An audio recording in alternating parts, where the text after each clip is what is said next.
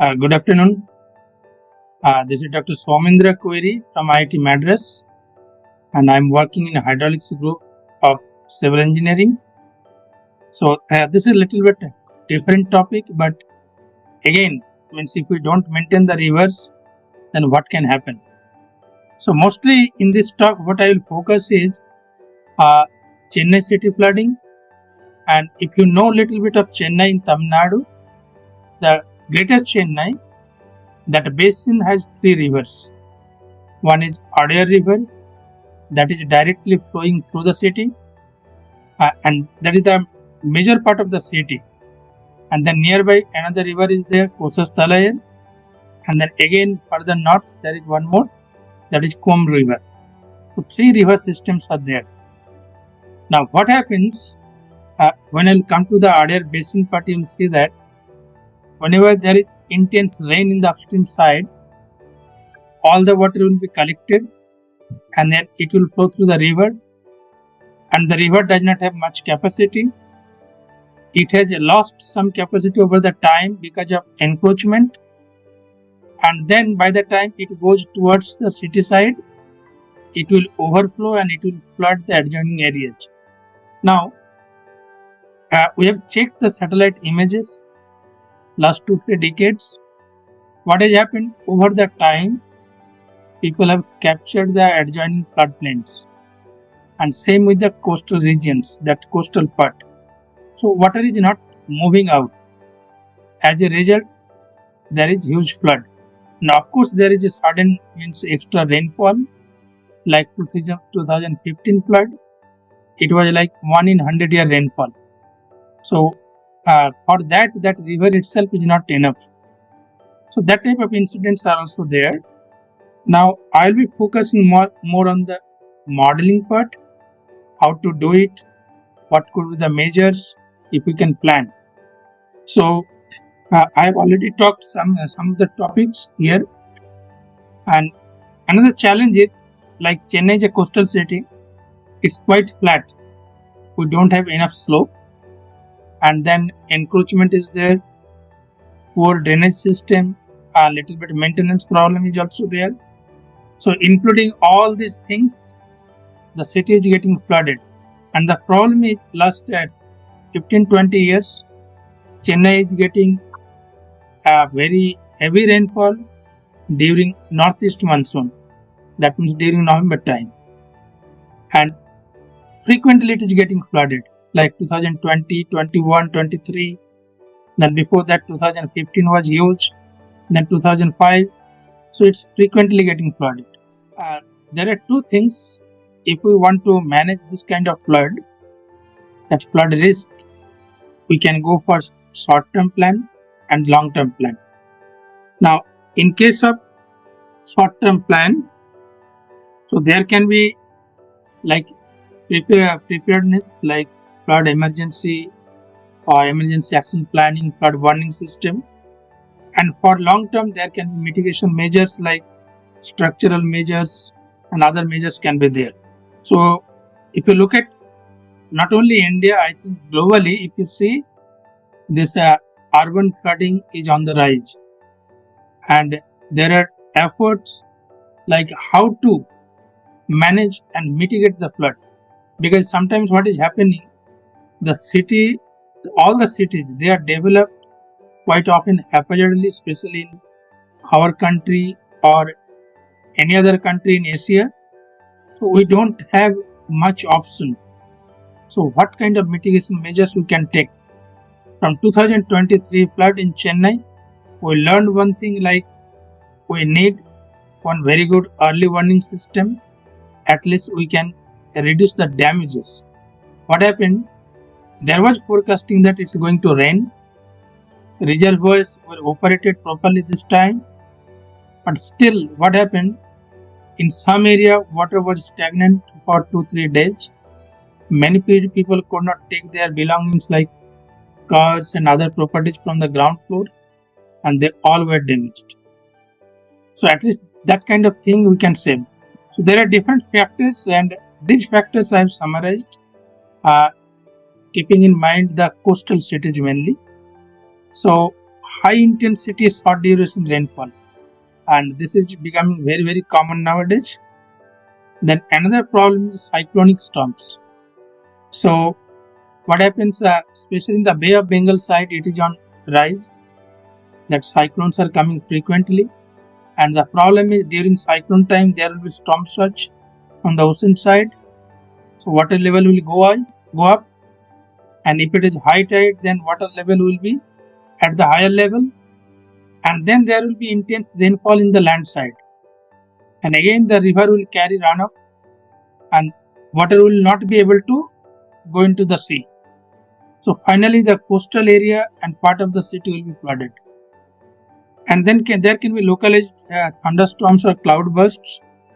Then of course all the cities means it's increasing because of urbanization.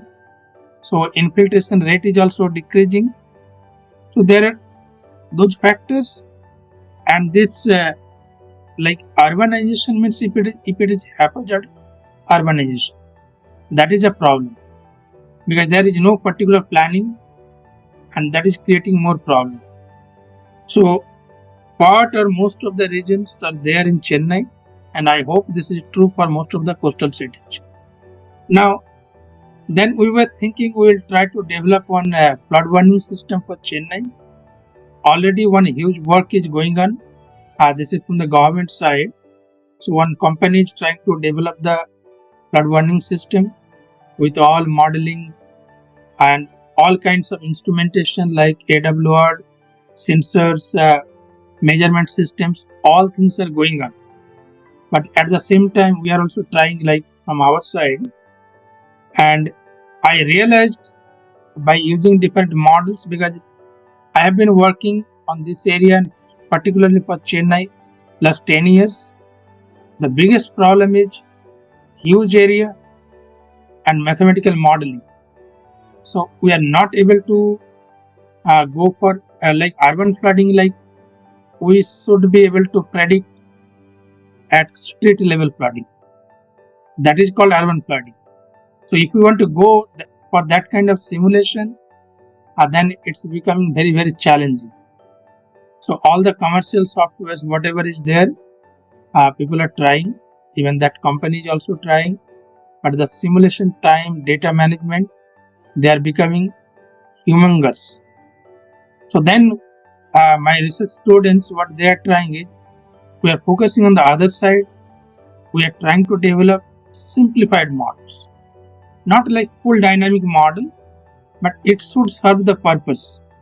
Like in less time, we will be able to predict the inundation pattern, and that can be forecasted so that emergency action plan can be taken. So we are developing one model like integrated river and ocean modeling system, and we are trying to integrate river and ocean because in coastal city there can be compound flooding, both from the upstream of the river and from the ocean side because of a storm surge. So it has the capability for urban flood simulation, compound flooding, even dam break flooding also, because this dam break flooding is like for all the old dams. Now CWC has taken one drip project, and they are trying to coming up for emergency that what they call it, emergency action planning, and for that they need inundation maps and then storm surge. So just one slide on the equation side. So most of the models which are available for use, they use this full dynamic model. Like we can get flood depth and flood velocity. Now what we are telling is, look, during the flood time, nobody is bothered about velocity. I want to know how much water will be accumulating. That is the main concern. So if that is the concern, why should I solve extra equations? I want to go for only depth prediction. So that there is a special type of model, we call it local inertial model. So we knock out some of the equations and everything we put then in the continuity equation, and we solve only the continuity equation for flood depth prediction. Now even if we do this thing, there is another issue. If you look at the topographical features, so for any watershed, let's say in Chennai, that particular watershed we call it Adiyar basin because the river is Adiyar. So we have the Chennai city. In the upstream side, we have reservoir like Chimmarambakkam, and there are many other small reservoirs. There it is called as tank. So some of them are operated, some of them are uncontrolled, and it's a huge area. Now, traditionally, if I want to go for very nice urban flood modeling, then I have to use hydrological model, which I have to predict discharge at the river inlet, and then I have to go for 2D modeling, hydraulic modeling, and I have to put all reservoir operation, these, that, so many things. So if I want to do all these things, it will take time. So what I am trying is, I am trying to make this model little bit smart so that it can take some of the features of hydrological model. Like if you look at this side, I am using rainfall, infiltration, and then the way a hydrological model does this reservoir routing, that part also I have integrated here. So now I don't need any hydrology model or separate hydraulic model. Same model will work for everything. Okay, but the thing is, it cannot give you velocity, but it will give you depth, only depth, but it will be very, very computationally efficient. So that is the whole purpose. So these are the two major publications. Actually, many students have contributed. Last 10 years, I am doing this thing, different way modeling this, that. So many people have contributed, mainly this Sridharan and that Nitila Devi, and now 2 more students are working. So these are some of the tests initially I did, like uniform rainfall, whether I am able to predict it properly or not, that I have compared. Then both side floodplains, because I am trying to create the situation like Chennai, one river floodplains, whether it can do it or not. Then here also it is working, and then I have added the infiltration part. If the infiltration is also there, whether the model is able to work or not, because this is a very simplified model. So I am getting acceptable results. Then here cascading floodplains are there. That means if the slope is changing, infiltration is there, and non-uniform rainfall, like the actual situation. So everywhere we are getting like quite comparable results. And then now I'm coming to Chennai city, that flood simulation. So left side figure, if you see, that is called Greater Chennai Corporation. So it has 3 rivers and the extended area is huge. But I'll be focusing in this example, in this presentation, this part that is called Adiyar. So here is the major reservoir and main Chennai city is in this area. Okay, but this is the watershed.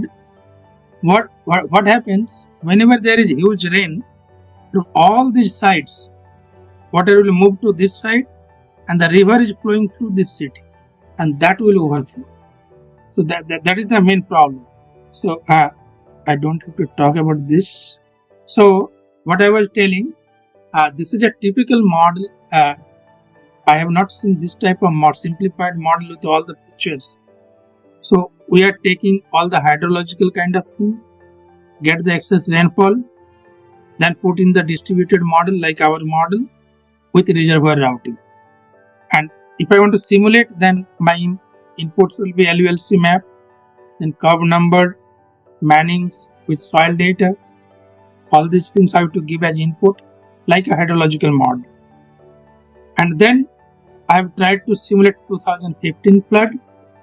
Now for 2015 flood, fortunately, we have one data like after the flood, there was a big team, IIT Madras, NLC Hyderabad, IIC Bangalore, IIT Bombay, they joined hands and they went for survey, like wherever there is a flood mark on the wall or somewhere. So they were collecting lat long and the depth. So that data we have. So we have limited data, like these are the points where they have measured the data. Okay, so we have the flood depth, so we can validate the model. Now this has become so significant now, even the Chennai flood forecasting system, when we are preparing, we are trying to evaluate our model. Otherwise we don't have data. Now only data we have at the upstream side where that reservoir is there, Chemarambakam, they have that outflow or release data only. So with the release data you can validate your hydrological model, nothing more than that. But here we have both that release data and some surveyed data for 2015. So here this is the overall comparison of the simulated water depth and observed water depth. It's not that bad, it's coming quite close. And these three are comparison of reservoir release data, like with inflow data, how much volume of water is there with time.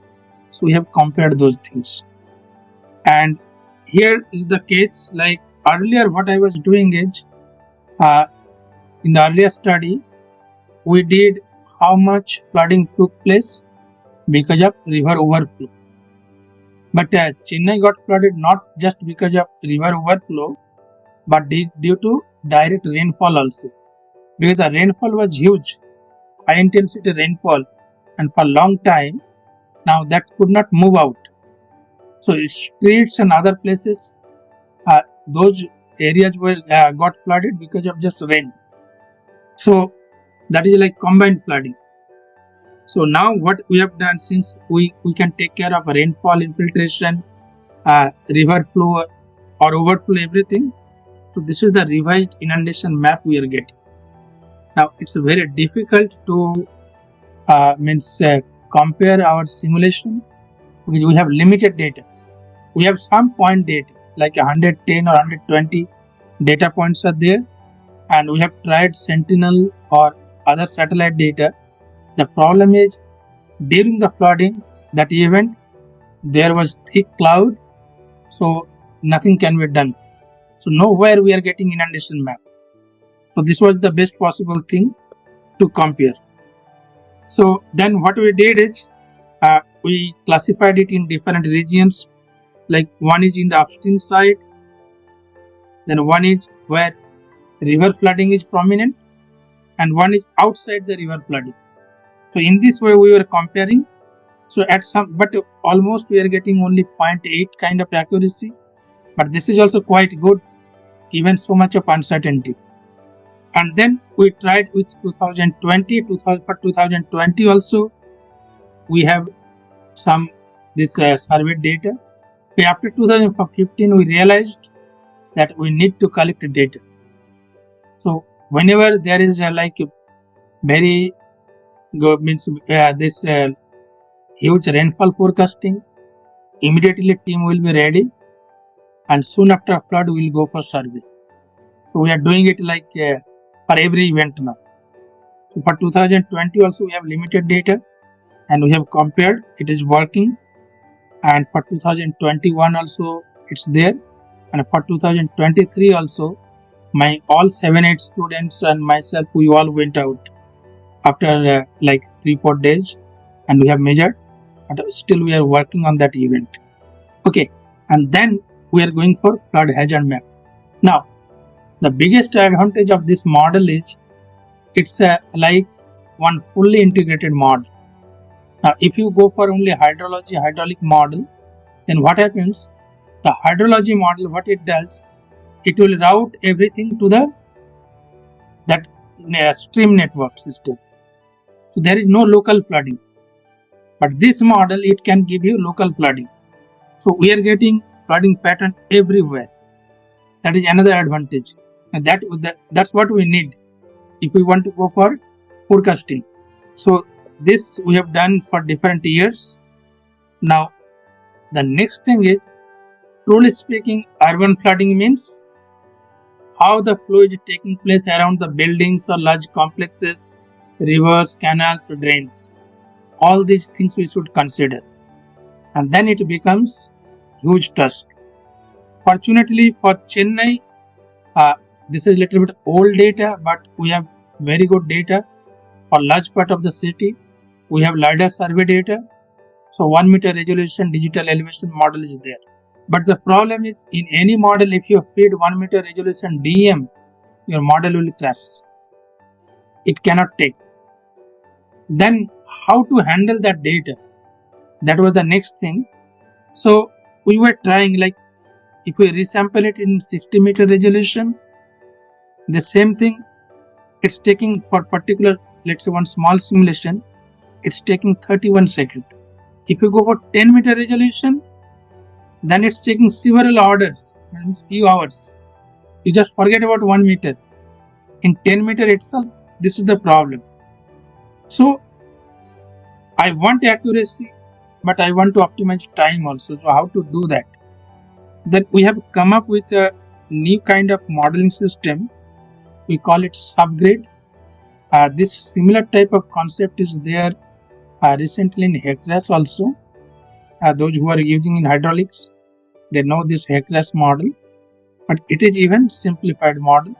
And this work recently, it has come up in water resources research. So it's we are doing the thing, but we are not doing like religiously the standard model does. We are approximating in a different way and trying to come up with approximate model, but the major part of the processes will be there, and I will get acceptable result. So it is like a coarse grid, like let's say if you are going for 10 meter by 10 meter resolution or 30 meter by 30 meter. So my major computation will be here, but you can use high resolution digital elevation model like 1 meter or 5 meter. So actually within this we have many other cells.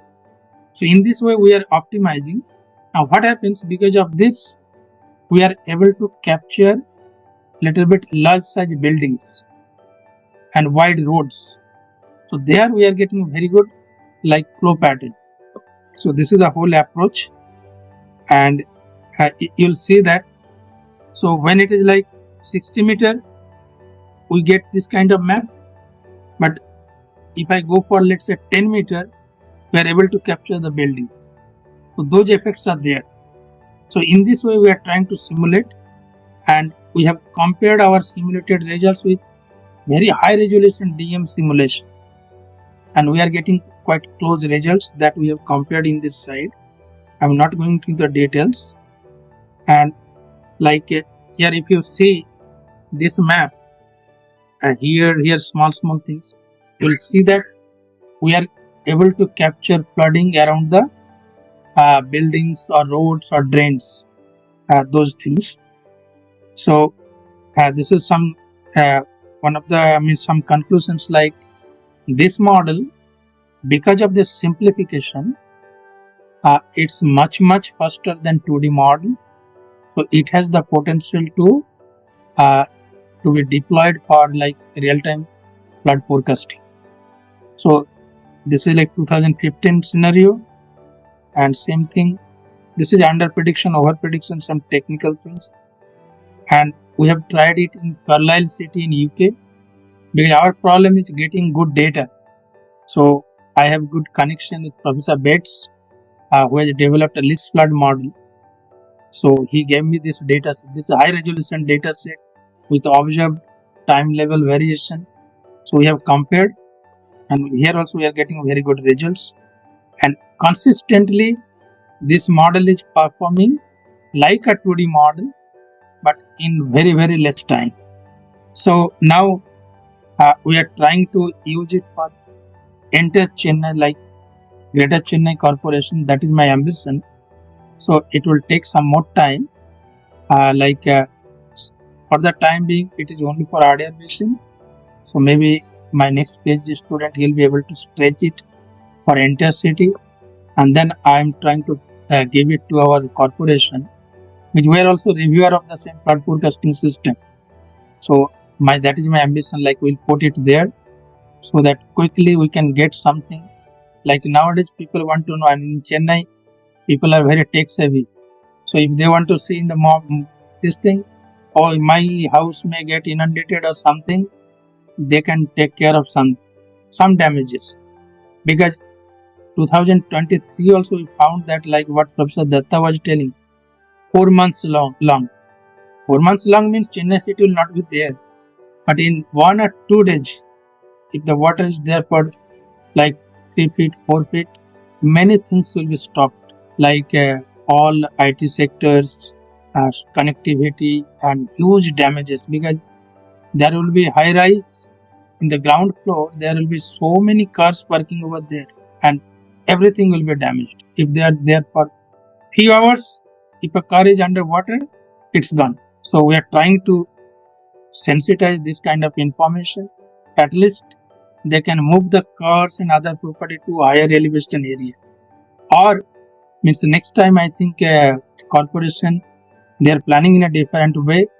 So ground level, it has to be designed in a different way. So it will be like water can pass through. So that type of planning is also there. So that's all from my side. Thank you. Thank you, Professor Kuiry. The session is open for the discussion. Any questions?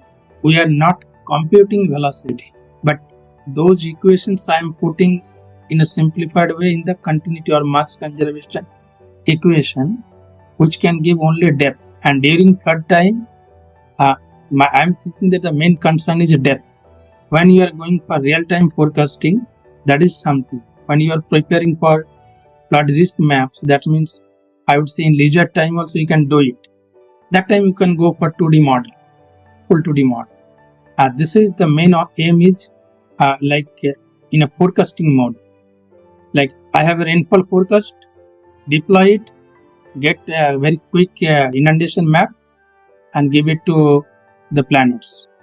If you look at the equation, earlier inertial, they used to call it zero inertial model. In 2000 or something, by chance you are following Professor Bates' model, list flood, that was a diffusive model. Now buildings, what we are doing is, this digital elevation model is means input. So now if we want to input building, then we are going to OpenStreetMap. We have building layout, and that building layout we are putting on the DEM, and artificially we are raising the height 3 meter, 4 meter like that. And in this way we are representing the buildings, and that is working. In HECRAS directly we don't use SWMM kind of thing, like drainage network system. That's part. So that part is not there. Yeah. So, but again, means like in Mike Plus, it is there. That process, they call it coupled models.